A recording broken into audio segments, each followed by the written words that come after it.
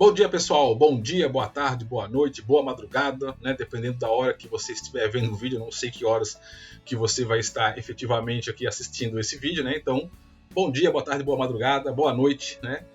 Para você que está aí me dando o ar da sua graça e assistindo aqui essa mais uma etapa, né? Mais um vídeo da disciplina, né, Avaliações de Fenômenos e Processos Psicológicos 2. E hoje sim, finalmente, né, definitivamente, já fiz aí uns 2 vídeos, tipo assim, pré-conteúdo, né, falando um pouco aí sobre algumas coisas, né, relacionadas aí à disciplina, mas hoje sim a gente vai efetivamente começar, né, com o primeiro texto, o texto do Anzier, que é o conceito de projeção em psicologia, tá? Só antes de eu entrar mesmo aqui no texto, deixa eu fazer algumas explicações aqui para vocês. Bom, primeira explicação, né? Esse texto, que essa altura do campeonato, eu acredito que vocês já leram, né? Já está lá disponível no SIGA. Se vocês não leram ainda, se não baixaram o texto, vão lá, acessem o SIGA, baixem, leiam o texto, né? Reforço sempre, é importante vocês virem assistir a aula, virem assistir o vídeo depois de já terem lido o conteúdo prévio, né? Porque o texto sempre é mais profundo do que o vídeo a gente é só uma explicação, né?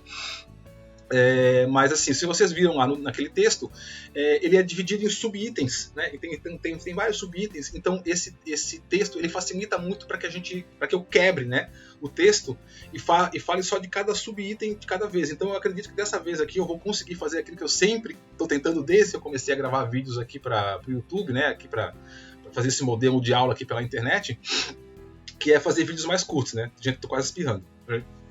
É só ligar a câmera e a lâmpada começa a vir no rosto, sei o que dá, me dá uma coceira no nariz e eu vontade de espirrar, mas enfim, voltando, né? Então, como esse texto ele é quebrado em subitens, fica mais fácil para a gente, né, efetivamente aí fazer vídeos mais curtos. Então eu espero que esse aqui seja menor, né? Já não vou ficar falando muito, porque senão eu falo e o tempo passa, né? Outra coisa que eu queria falar para vocês, explicar um pouco para vocês aí, né, só para retomar, é que é o seguinte, eu estava dando uma olhadinha no vídeo anterior a esse que eu fiz, que essa altura já está no canal, né, já está aí disponível para vocês no YouTube, que é um vídeo só sobre o conceito de projeção, é o vídeo anterior a esse, tá? Procurem aí no canal e vocês vão ver, se não viram ainda, acredito que já viram, mas se não viram, procura lá. E eu percebi que naquele vídeo ali, eu acabei dando umas explicações sobre o que é, como é que funciona a projeção, o que é o fenômeno da projeção, como é que começou lá com Freud e tal, né? Mas eu percebi que esse vídeo ficou muito, vou dizer assim, tétrico, vou usar essa palavra, né? Dando a impressão, até a própria capinha do vídeo, né? Eu botei lá o Gollum lá e os Smeagol, né? Fazendo... dando aquela impressão de que a projeção ela é essencialmente um fenômeno na qual você projeta elementos ruins, elementos negativos da sua personalidade nos outros, né? E aí que é o caso bem clássico, bem claro da paranoia. Isso acontece no caso da paranoia, né? Que é o caso que eu tentei ilustrar ali na thumb, ali, né? No desenhozinho ali do vídeo, que é o Smeagol e o Gollum, né? Tipo assim, o Gollum como sendo uma projeção de um elemento interno ali do Smeagol que no final das contas ele acaba se transformando naquilo, né? O mecanismo clássico da paranoia. Agora sim, e aquele vídeo como um todo, eu acho que ficou passando um pouco esse ar de que a gente projeta apenas coisas que a gente não tolera, coisas que a gente não suporta, coisas que a gente não quer, por isso a gente não aceita e joga para fora e vê no outro. E não é só isso, tá? Isso é uma das características, é um tipo de projeção, é um tipo é uma das possibilidades que existem da projeção, que é a projeção clássica da paranoia, a projeção também clássica um pouco de alguns padrões de neurose, tá? Mas, como a gente viu naquele próprio vídeo lá, né, a projeção ela não é um fenômeno patológico, ela é um fenômeno natural, normal. Portanto, a gente também projeta aspectos bons da nossa personalidade, tá? Não é apenas o que é ruim, que a gente não suporta, que a gente expõe para fora. Elementos bons também, que a gente talvez desejasse possuir, né, com mais intensidade, e a gente acredita talvez que não possua, a gente justamente expulsa para fora e diz assim, que bom seria se eu fosse daquele jeito, né? Aquela pessoa ela é tão boa, aquela pessoa ela é tão virtuosa, eu não sou assim, tal. E essa forma de pensar também é um modo no qual você projeta, vamos usar essa expressão, conteúdos positivos de você, né? Um exemplo bem fácil para vocês entenderem isso é, por exemplo, no caso de adolescentes, onde eles projetam nas figuras dos seus ídolos, como por exemplo aí, tipo, ídolo de música, né? Um cantor. Hoje em dia tá muito em moda aí as bandas de K-pop, né? Aquelas bandas, né? Mas sempre teve, né? Sempre teve banda de jovem aí, agorizada lá, tudo né, encantada, fascinada. Vocês vão observar que, por exemplo, no comportamento desses adolescentes, fãs, né, de música, geralmente música pop e tal, eles projetam nos seus artistas, né, nas suas pessoas das quais eles são fãs, nos seus ídolos, elementos, qualidades totalmente positivas. Ah, ele é tão inteligente, ele é tão gente boa, ele é tão caridoso, ele só pensa nos outros, ah, olha como essa pessoa ela é legal e tal. Veja, tudo isso, às vezes a pessoa não é, a pessoa ela tem uma sacana e aquilo ali tudo é só um personagem que ela está fazendo para ganhar dinheiro ali em cima, né, da venda de música. Mas o fã, por exemplo, né, quando ele olha para aquele ídolo e ele está apaixonado por aquele ídolo ali, inclusive na paixão a gente também faz isso, a gente projeta os nossos elementos na pessoa que a gente está apaixonado. Eu até posso depois falar sobre isso, um pouco sobre a projeção na relação amorosa num outro momento, né? Mas você projeta no outro, ou seja, projeta no seu ídolo aqueles elementos que você admira e que você acredita que você não possui, que você acredita que você não tem. Por isso que você olha tanto para eles assim, se um dia eu me casasse com uma pessoa assim, se um dia eu tivesse, se um dia essa pessoa que é meu ídolo, se ele um dia me recebesse na casa dele, então, todos esses elementos são conteúdos psicológicos, conteúdos emocionais inconscientes. Vamos usar o termo positivos, tá? Eu não gosto muito de falar de positivo e negativo, mas vamos usar esse termo só para vocês entenderem, né, que são projetados para fora, né, e você coloca no outro, por exemplo, coloca no seu ídolo, tá? Então, só para de repente desfazer, não sei se passou bem essa impressão para vocês no outro vídeo, mas só para desfazer essa ideia, tá? A gente projeta não é apenas coisas entre aspas, né, ruins, negativas que a gente tem e bota para fora, não. Aspectos bons, né, aspectos desejáveis que a gente também tem, não reconhece, a verdade é essa, não reconhece, e também a gente projeta para fora e vê no outro, tá? Isso é o famoso, que vocês vão estudar mais na frente, quando a gente fizer uma disciplina de subjetividade e fenômenos contemporâneos, que eu estou até dando esse semestre para uma turma mais avançada, mas a gente vai lá, nessa disciplina a gente estuda um pouquinho sobre o narcisismo. E é esse fenômeno que a gente encontra, por exemplo, no narcisismo num conceito que, não sei se vocês já estudaram ou não, que é o conceito do ideal do ego, né? O ideal do eu. Então, desculpa, o ideal do eu, né? Então, o eu ideal, né? Desculpa, o eu ideal. Onde a pessoa, ela idealiza um modo de vida e ela diz, que bom seria se eu fosse desse jeito. E aí ela pega aqueles elementos que ela tem dentro dela, né? Que ela não reconhece, ela não consegue identificar, ela joga para fora e diz, eu deveria ser como aquela pessoa. E coloca lá uma série de atributos positivos, valoráveis, né, que ela admira, mas que ela acha que ela não tem e ela coloca na outra pessoa. Geralmente um ídolo, geralmente uma relação amorosa, né, geralmente alguém que está apaixonado, alguma coisa assim, né, projeta no outro aqueles elementos que são seus. Né? Então, só para fechar isso aí, para entrar no texto, já deu 8 minutos.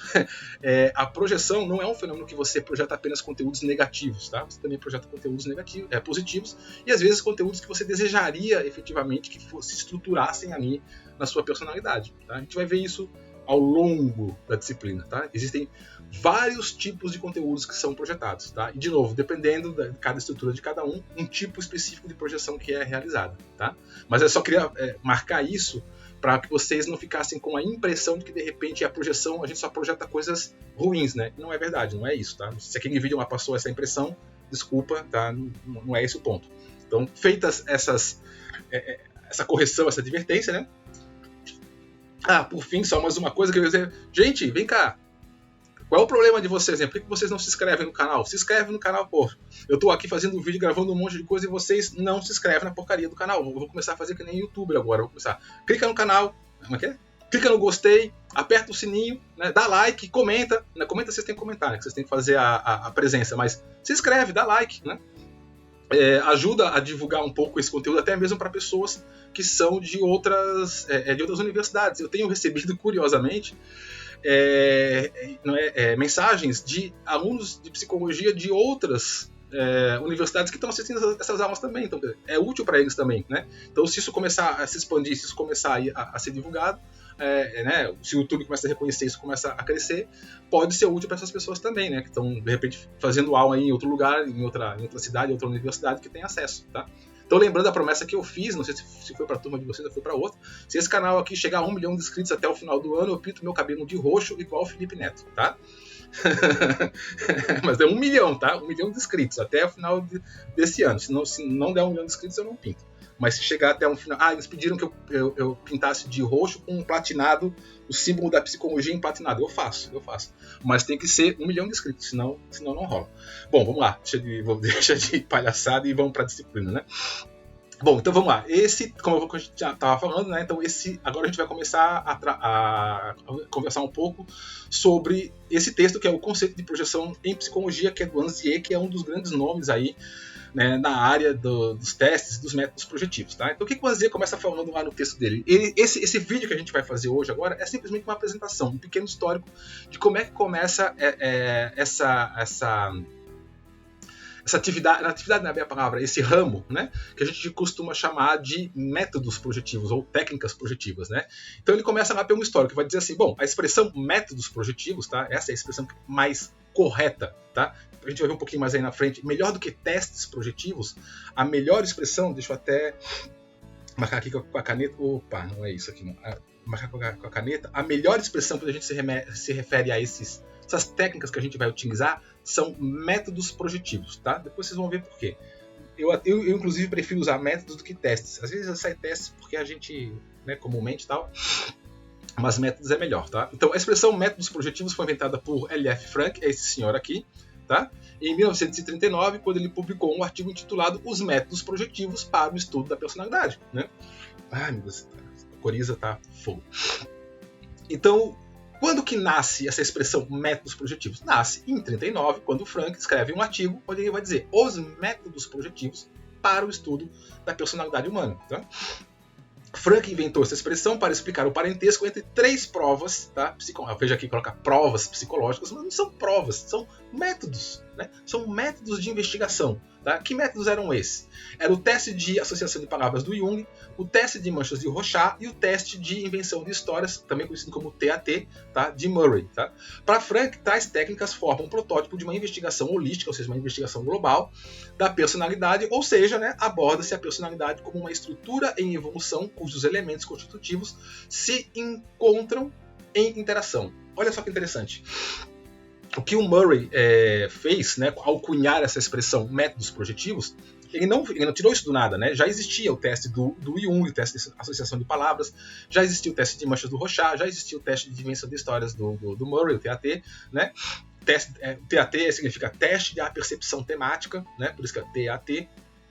E o que o Frank vai fazer, ele vai dizer assim, olha, esses entre aspas, testes que eram utilizados na clínica, né, que eram utilizados na investigação psicológica, eles têm algo em comum, eles têm uma coisa em comum, eles entendem que o psiquismo, né, a personalidade da pessoa é aqui, ó, é uma estrutura em evolução, é algo que está em contínuo movimento, ou seja, é algo dinâmico, é uma dinâmica de forças. Não é à toa, claro, que todos esses testes têm por trás o quê? A psicodinâmica, né? O que é a psicodinâmica? A psicanálise, né? A concepção psicanalítica ali, não só a psicanálise freudiana, mas a junguiana também, o próprio Jung ali, né? Tal. Então, assim, a gente vai entender o psiquismo do indivíduo, ou seja, a personalidade do indivíduo, como algo que não está fechado, que não está parado, que não está acabado, é algo que está em constante evolução, constante movimento e que existe uma dinâmica de forças entre eles, tá? Portanto, né, se existe uma evolução, se existe uma continuidade, uma dinâmica, já vai o primeiro toque aí, né, para o restante dos conteúdos, que a gente vai ver aí depois. Se está sempre em movimento, não existe uma resposta certa, né? Não existe uma resposta que é fechada, porque se a pessoa está mudando, né, a pessoa está o tempo todo ali, né? Ela tem um núcleo duro, a pessoa tem um núcleo, a parte dura da sua psique, do seu psiquismo, vamos colocar desse modo. Mas esse núcleo duro, ele tem uma parte maior que é mais maleável, e essa parte maleável está sempre ali numa dinâmica de forças, né? Que está agindo um pouco para cá, um pouco para lá. Então, se existe sempre essa modificação, não existe uma resposta certa que a gente possa dizer, né? Fulano age assim por causa disso. Não é bem assim, tá? Não é bem fechado, não é bem amarrado, como seria, por exemplo, os testes psicométricos.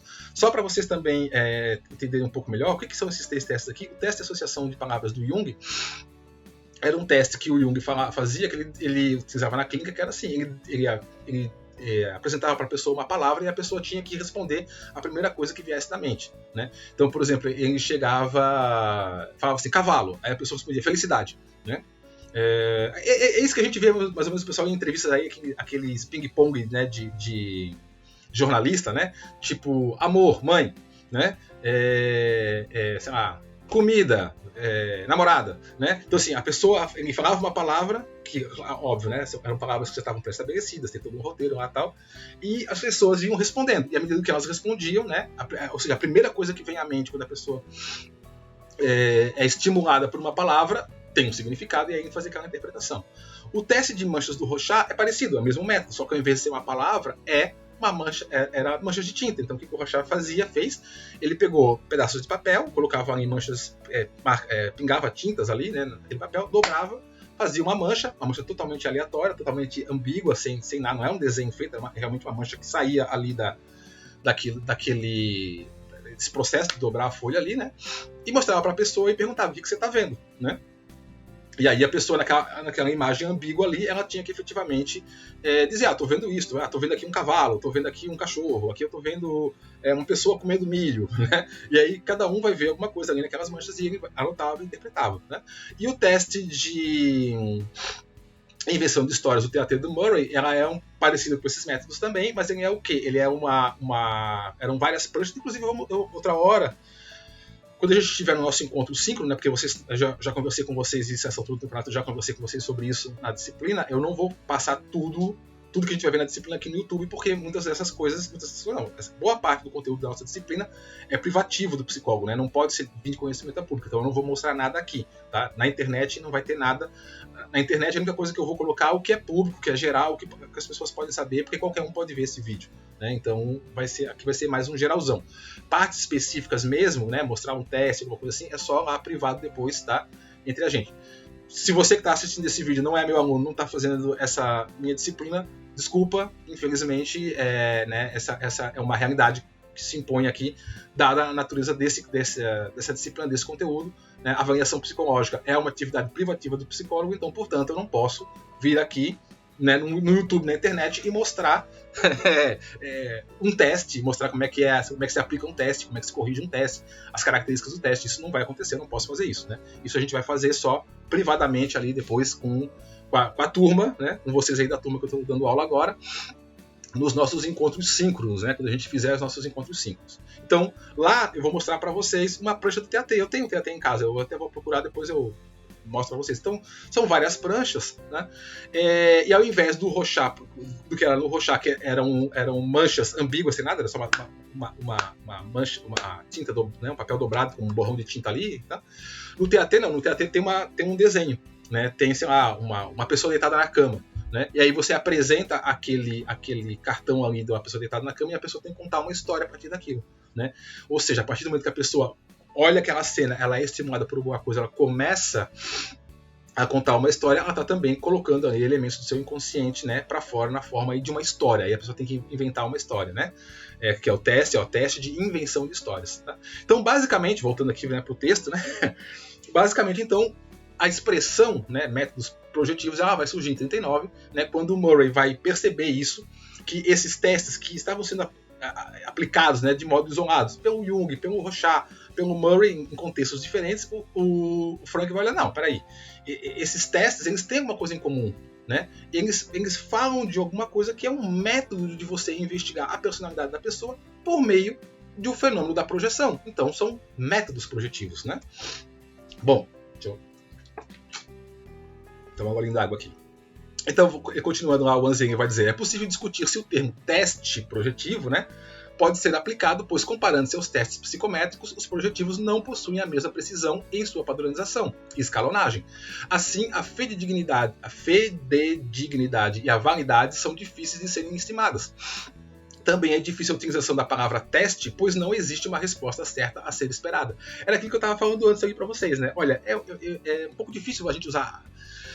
Não é difícil a gente usar, a gente utiliza, mas é um pouco inadequado, um pouco inapropriado a gente falar a palavra teste, tá? Por que é inadequado usar a palavra teste? Porque o teste, ele pressupõe que você tenha uma resposta correta, né? Vocês viram lá os testes psicométricos que vocês fizeram a disciplina no semestre passado. Nos testes psicométricos tem a resposta correta, tem a resposta esperada, né? Vamos pegar um exemplo aí, sei lá, um teste lá que vocês devem ter visto, sei lá, por exemplo, o teste de lógica, né? Teste de capacidade lógica. Na minha época lá, acho que era o CEPA, o D48, nem lembro, né? Na época eu trabalhava com isso, que fazia isso. D48, acho que era, né? Era um teste de capacidade lógica, né? Então, por exemplo, você apresentava lá para o testando, por exemplo, uma situação assim: triângulo mais triângulo igual a 1, quadrado mais quadrado igual a 2, círculo mais círculo igual a 3, estrela mais estrela igual a 4, sei lá, retângulo mais retângulo igual a, né? E aí a pessoa tinha que, pela lógica, deduzir qual era o número que estava ali. Ora, se foi 1, 2, 3, 4, o próximo, pela lógica, só pode ser 5. Né? Então existe uma resposta certa, existe uma coisa que é esperada. A pessoa tem que deduzir, olha, até agora foi 1, 2, 3, 4, então, pela lógica, é 5. Né? A resposta é certa. No teste projetivo, não existe isso, não existe a resposta certa. Né? Nos testes psicométricos, tem os crivos, né? Até para corrigir teste psicométrico é bem mais fácil, porque você coloca o crivo lá, assim, a resposta, o cara deu essa. Ah, bom, então se o indivíduo deu mais respostas do fator 1, significa que ele é assim. Se ele deu mais respostas no fator 2, significa que ele é aquilo. Tem já o que é esperado, né? A resposta que se espera que o indivíduo dê, e tem a resposta certa para aquela questão. Né? Teste de atenção concentrada, teste de atenção difusa, né? Teste de raciocínio lógico, né? Todos esses testes de memória, né? Todos esses testes, espera-se que a pessoa tenha uma capacidade X, né? Ou Y, e que ela dê as respostas que estão sendo esperadas lá para uma porcentagem ali da população que a gente considera saudável, normal, ou alguma coisa assim. Né? Nos métodos, né? Vou até usar a expressão mais correta, nos métodos projetivos não existe isso. Tá? Não existe a resposta certa que a pessoa tinha que dar aqui. Não tem. Né? Um pouquinho no Rorschach, porque o Rorschach ele tem a validação dele, é uma validação estatística, tem um pouco disso, tá? No seguinte sentido de que, por exemplo, a maioria das pessoas na prancha 1 vê tal coisa. Né? Então, olha, se a maioria das pessoas na prancha 1, né, 80% da população brasileira, quando é apresentada a prancha 1 do Rorschach, a pessoa vê tal coisa. Olha, se 80% da população vê isso, é esperado, né? É considerado assim, adequado, ideal que a pessoa veja aquilo que a maioria das pessoas vejam. Mas e se ela não vê, se ela vê outra coisa, está errado? Não está errado. Simplesmente isso tem um significado. Né? Então, como não existe não é uma coisa assim que tem uma respostas padronizadas, não tem o certo, não tem errado, usar a expressão teste não é o mais adequado. O mais adequado é usar a expressão métodos, tá? É um método projetivo. Bom, então vamos lá. Ou técnicas, como está aqui, né? Eu prefiro mais método, né? Técnicas projetivas distinguem-se das técnicas psicométricas devido à ambiguidade, isso que eu estava falando, né? Do material apresentado ao sujeito e à liberdade que lhe é dada para responder. Também a questão do tempo, né? Porque nos testes psicométricos tem um tempo, né? E nos testes projetivos, não. A pessoa tem um tempo que ela achar suficiente para ela. Né? Essas características projetivas estão dentro das teorias da psicanálise, né? E a teoria da psicologia da forma, ou seja, a teoria gestáltica. Né? Teoria da Gestalt.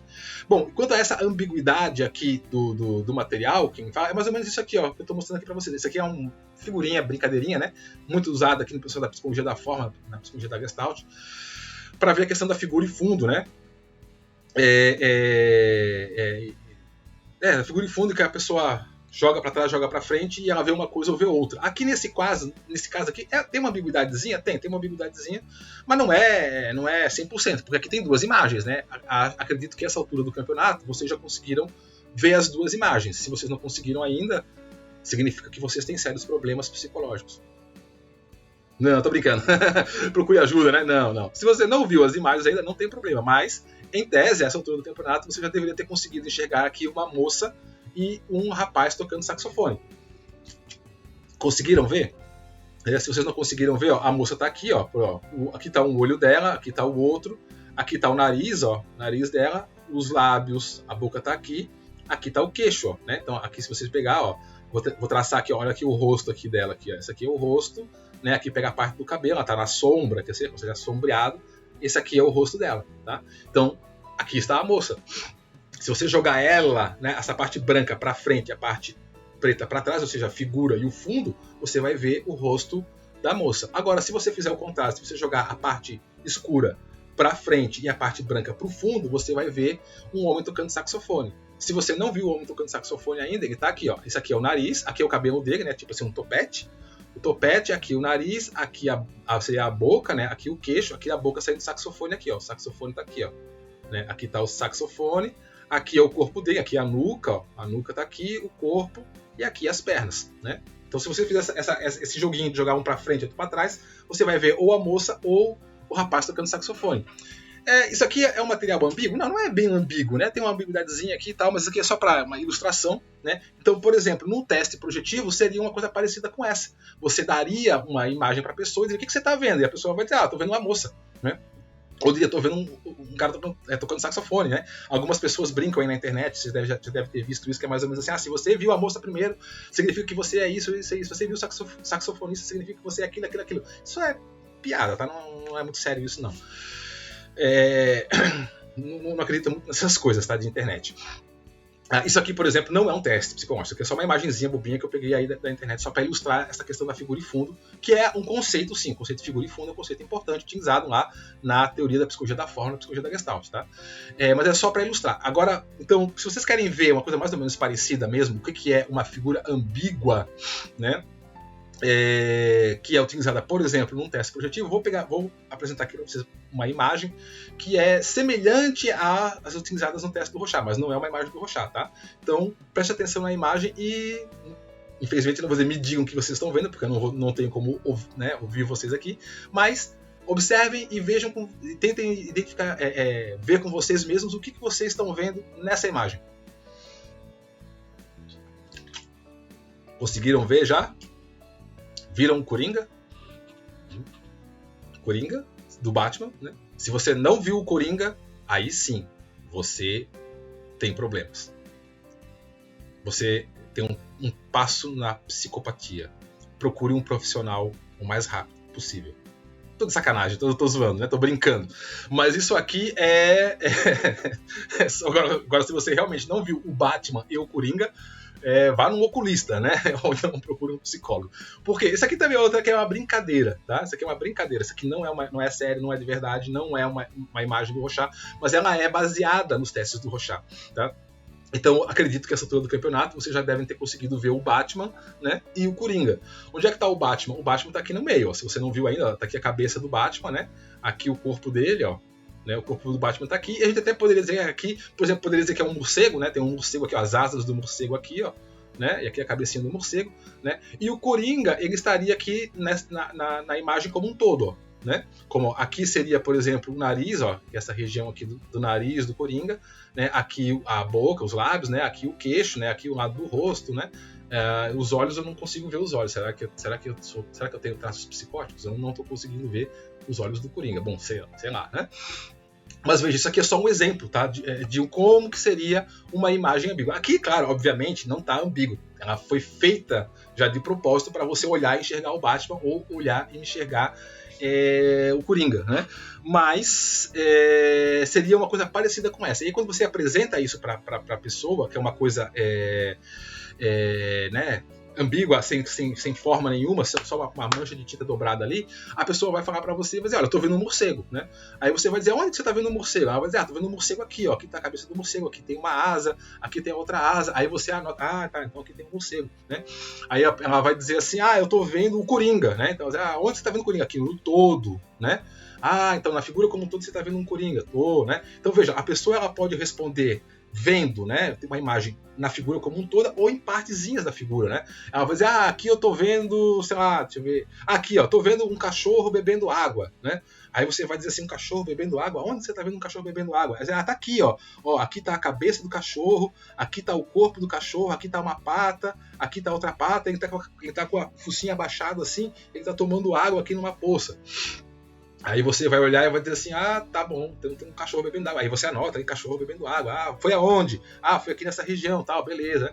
Então a pessoa, ela vai olhar para essa figura e vai dar as respostas que ela achar que tem, que não tem. Ela pode chegar para você e dizer assim, tô vendo aqui uma baiana vendendo acarajé no Pelourinho, né? Aí você vai dizer, onde é que você tá vendo a baiana vendendo acarajé no Pelourinho? Aí ele vai dizer, tá aqui, ó, tá aqui, ó, aqui tá a baiana, aqui tá o tabuleiro de acarajé, aqui é a rua lá do Pelourinho. Aí você vai olhar e vai dizer assim, não tô vendo nada aí, né? Porque quando a pessoa diz assim, tô vendo um morcego aqui, você até entende, sim, tem uma asa ali e tal. Agora quando eles estão vendo a baiana vendendo acarajé, você olha no meio do borrão ali, aí você não tô vendo, não tem problema. Tá errada essa resposta? Não, não tá errada. Tá certa? Não, não tá certa. É a resposta, não tem certo, não tem errado. Tá? A pessoa vê o que ela vê, você simplesmente vai anotar e vai ver o que está acontecendo. Tá? Depois, né, na parte do inquérito, é que você vai ir mais a fundo, como... Que tipo de baiana é essa? O que está acontecendo? Né? Pelourinha, onde é que está? E a pessoa vai te identificar aqui e tal. Mesmo que você não veja, muitas vezes você não vai ver aquilo que a pessoa sendo testada está vendo, não tem problema, porque o teste não é teu, o teste é dele, né? Ele é que tem que ver. Então ele só vai começar a te dizer o que está ali e vai começar a projetar. Né? Por exemplo, ele poderia dizer assim, tô vendo uma criança chorando sozinha, abandonada. Né? Aí você vai dizer, aonde que tem uma criança sozinha, abandonada, chorando? Tá aqui, ó. Aí você vai dizer, aqui, mas eu não tô vendo. Aí, tá aqui, ó, aqui tá o rosto da criança, aqui tá a lágrima dela caindo, aqui tá a rua onde ela tá sozinha, então ela tá abandonada. Você, uma criança chorando, abandonada na rua. Você só escreve isso. Depois, quando você vai lá para a parte da fase do inquérito, que é a segunda parte do teste, aí você vai perguntar, mas onde é que tá essa criança? Aí a pessoa vai dizer, tá aqui, ó, tá vendo a cabeça dela, o rosto aqui, as lágrimas. Aí você vai dizer, tá, e como é que essa criança tá se sentindo? Ela tá muito triste sozinha, porque os pais dela abandonaram ela sozinha ali e foram embora. Eles foram embora? Para onde é que eles foram? Eles foram viajar, disseram que iam voltar e nunca voltaram, deixaram ela sozinha lá, triste, chorando, sem ninguém, passando fome, passando necessidade. É mesmo? O que ela tá sentindo? Ela tá sentindo muita raiva, porque ela confiava nas pessoas e agora ela percebeu que ela não pode confiar. Entendeu? A pessoa tá se abrindo ali, ela tá falando já. Né? Então o que a pessoa tá fazendo numa coisa que muitas vezes você não está vendo nada, né, e não é para você ver mesmo, você não é o foco é a pessoa que está sendo avaliada, ela já começou a projetar e já começou a falar. Por isso que foi aquilo que eu disse num vídeo anterior, né, que é aquele vídeo que eu fiz antes, que o método projetivo é uma psicanálise condensada, porque quando a pessoa menos percebe, ela já está ali, já projetou, já começou a falar. O que ela está falando? Ela põe para fora o que ela tem dentro. Né?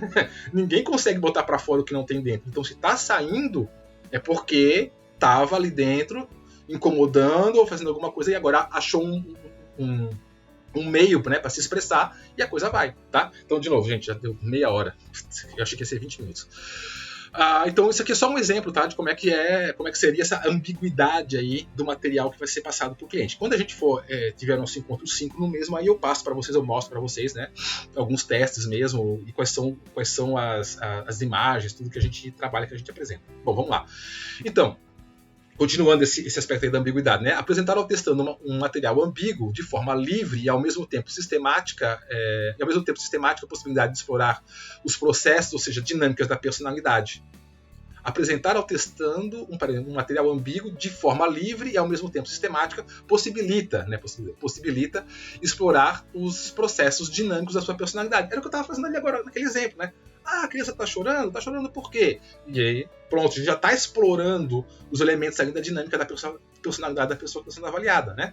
A ambiguidade é usada como meio para averiguar as condições internas do avaliando, por isso esse método vai além da psicologia da forma, né? Por isso que ele tem mais um pouco da cara da psicanálise. Né? Então tá aqui, ó, tem influência forte da psicanálise, pois para essa teoria a associação mental feita pelo avaliando do material ambíguo são determinadas pela sua história de vida e pelos seus conflitos. Era aquele exemplo que eu estava dando. Né? A criança está chorando por quê? Os pais abandonaram ela por quê? Né? E a pessoa vai começar a botar para fora, ela vai começar a falar. Né? Um outro exemplo, só para ilustrar, por exemplo, pega lá o teste da percepção temática, o TAT lá do Murray, né? Que eu falei, se apresenta uma prancha com um desenho, aí sim tem um desenho mesmo, né? E a pessoa tem que contar uma história a partir daquela prancha. Vamos supor que tem uma prancha lá que seja assim, uma pessoa batendo na porta, né?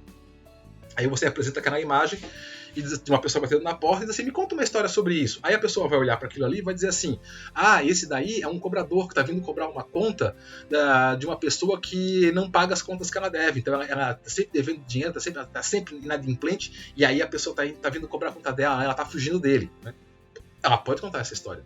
Ou outra pessoa, você apresenta aquela mesma imagem, alguém batendo na porta, e a pessoa vai olhar para aquilo e vai dizer assim, não, essa pessoa aí que está vindo bater na porta é um rapaz da floricultura que está vindo trazer um presente para uma moça que o namorado dela está muito apaixonado por ela, então ele tem vergonha de ir lá e se apresentar para ela, então ele comprou um presente, levou lá na floricultura e pediu pro cara da floricultura entregar junto com um buquê, né, para essa moça que é a paixão secreta dele, mas ele tem vergonha de se declarar, né? É uma outra história, né?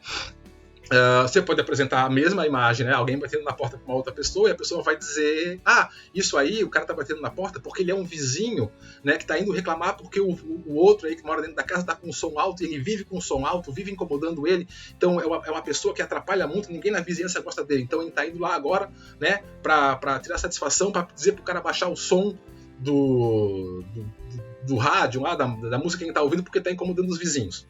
Veja, né? É a mesma cena. Qual é a cena? Alguém batendo na porta. E eu acabei de mostrar aqui para vocês 3 possibilidades de história que as pessoas poderiam contar.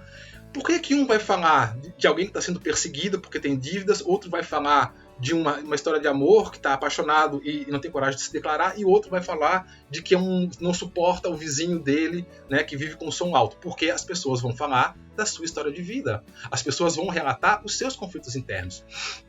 Foi aquilo que eu estava falando antes. Ninguém põe para fora aquilo que não tem dentro, né? Então, se a pessoa começa a contar uma história, ela vê uma cena de alguém batendo na porta e começa a contar uma história de alguém que está apaixonado, que tem medo de se declarar, mas o amor é tão lindo, as pessoas se gostam tanto, e que bom que, né, que agora então, ela vai poder vivenciar essa história de amor. Tá, você está anotando, você está anotando. Então ela está apaixonada, é? E como é que é essa pessoa que ela está apaixonada? Essa pessoa é assim, né? E você vai anotando, né? Então veja, o que a pessoa começa a botar para fora, o que ela começa a projetar, são elementos que estão ali numa dinâmica interna dentro dela, loucos para ter um meio de fuga, vamos usar essa expressão, um jeito para sair, um jeito para se aflorar, né? Um jeito para se demonstrar, um desejo querendo ser realizado, né? Louco para sair, e a hora que ele vê uma possibilidadezinha ali de ser realizado, mesmo que de uma forma deslocada, né? Lembra lá dos sonhos, né? Interpretação dos sonhos. O desejo sempre é realizado de uma forma deslocada e condensada, né? Então ele olha ali, eu queria mesmo me declarar para a menina que eu tô apaixonado e queria falar para ela, mas como eu não consigo, né? Então eu desloco aqui e falo aqui no teste. Ufa, é até mais sossegado aqui, porque aqui eu não corro o risco de ser rejeitado. Lá eu corro o risco de ser rejeitado. Aqui não. Então aqui eu relaxo e falo, né? O desejo ele vai ser realizado, o desejo ele vai sair, ele vai se expressar, ou seja, o inconsciente vai se manifestar. E é ali que você está anotando. Então, é desse modo que a ambiguidade favorece que a gente tenha acesso às características internas da personalidade da pessoa, tá? Vamos lá que já passou o tempo. Bom, então, isso aqui já só para acabar. Então, em contato, né, com a teoria psicanalítica, em 1908, o Jung desenvolve o teste, um teste em que as associações feitas pelo avaliando são interpretadas como relações com seus conflitos internos. Isso eu acabei de dizer, ó. Só que no caso, ao invés de dar uma imagem, né, de alguém ali batendo na porta, o Jung dava uma palavra. Então falava lá, amor, né? E aí a pessoa falava, impossível, né? Amor, esperança, amor, dava um nome, a Patrícia, né? Dava um nome lá qualquer, né? Então, veja, é isso, né? Isso revela os conflitos, revela os elementos internos que a pessoa tem, tá? Então começa lá com o Jung. O Jung é o primeiro cara a ter essa sacada, né? A dizer assim, ó, se eu dou um estímulo para a pessoa reage de volta, né? Eu jogo uma palavra, ela joga outra. Que interessante. 15 anos depois disso, tá? Depois do Jung ter essa sacada e ele já começar a trabalhar com isso, vai surgir o Rorschach, né? O Hermann Rorschach, com a ideia de que o teste de mancha de tinta avalia a personalidade e não a imaginação, pois é a organização da personalidade que vai estruturar a percepção da mancha. Eu não vou trabalhar com o Rorschach com vocês, tá? A gente não vai ver isso nessa disciplina, mas lá no teste do Rorschach, quando a gente estuda, se vocês pegarem um livro do Rorschach, inclusive, tudo, ele fala isso lá, né? Que olha aqui, olhar para imagens e contar histórias, isso já se fazia na humanidade há muito tempo, né? Vocês, quando eram crianças, devem ter brincado de olhar para as nuvens e ver coisas nas nuvens. Um coelho, né? Um cachorro quente, né? A gente fazia isso quando era criança, né? E ali era uma imaginação, você está imaginando, mas o que o Rorschach vai identificar, isso não é bem a imaginação, não. E sim uma questão da personalidade, porque a personalidade é que vai estruturar o que você está vendo ali. Não é apenas uma questão de uma imaginação, e sim o teu olhar que está seco para ver alguma coisa, o teu desejo que está louco para se manifestar de algum modo, a hora que ele vê uma possibilidade, ele vê aquilo, né? Não lembra aquele exemplo que eu dei no outro vídeo lá, por exemplo, se você é uma pessoa que não gosta de futebol, né? Não se interessa por futebol, e de repente entra alguém no ônibus que você está lá com uma camisa do tipo de futebol, você nem vê a pessoa, porque ela está lá com a camisa do Inter, do Grêmio, lá do Flamengo, do Vasco. Aquilo não te afeta, né? Não é um afeto dentro de você que te afeta, né? Agora, se você é uma pessoa incomodada, né, uma pessoa que está sempre ali, tem algum conflito interno, alguma coisa relacionada a futebol, por exemplo, ou alguma coisa relacionada a poder, alguma coisa, né, sabe lá, o conflito de cada um, que você direcionou, que você condensou, jogou ali para o futebol, embora você esteja conscientemente aqui, o teu inconsciente está pescando o tempo todo algum modo de tentar se manifestar. E aí você está aqui, feliz e contente, olhando, vendo a vida passar ali dentro do ônibus. Entrou uma pessoa com a camisa do time de futebol que você não gosta, né? A tua visão periférica capta. Você não viu, mas a tua, né, conscientemente, mas a tua visão periférica capta, o teu inconsciente pegou, né? A hora que aquilo passou, o teu inconsciente pegou, a tua cabeça gira na hora. Na hora você, desgraçado, olha lá, tem um cara lá do time, esse pessoal desse time é assim, é assado, e aí você começa a projetar, né? Então, assim, é isso que o Rorschach descobriu, que ele pegou, né? Então é a tua personalidade que estrutura aquilo que você vai ver. Então, por isso que o teste de tinta não é apenas um teste de imaginação, e sim um teste onde você avalia a personalidade, tá? Então vamos lá, a experiência com testes que envolviam desenhos já existia, né, entre os psicanalistas desde 1920, né, o desenho e o relato livre, né, lembra? O próprio Freud fazia a associação livre, né, a pessoa ia lá e falava, revelam possuir um conteúdo simbólico semelhante aos sonhos e os sintomas neuróticos, né? E em 1935, Murray cria então um teste inspirado no relato livre, que é o teste da percepção temática, que é isso que eu estava explicando para vocês antes aí, né, que você mostra uma imagem e a pessoa fala alguma coisa dessa imagem. Isso nada mais é do que um protótipo, um modo de tentar fazer, entre aspas, aí, uma interpretação do sonho. Por que é uma interpretação do sonho? O sonho, né, o Freud já tinha descoberto isso, você sonha, você vê uma imagem, né? Aquela imagem está condensada e deslocada, né? Vocês já estudaram isso. Tem um desejo inconsciente ali, sendo realizado ali, e você simplesmente depois não consegue entender que desejo era quem, aí você vai lá para o analista, fala sobre aquele desejo, começa a falar, e ele vai pegando, né, esses elementos do inconsciente que estão saindo, e depois ele vai interpretar.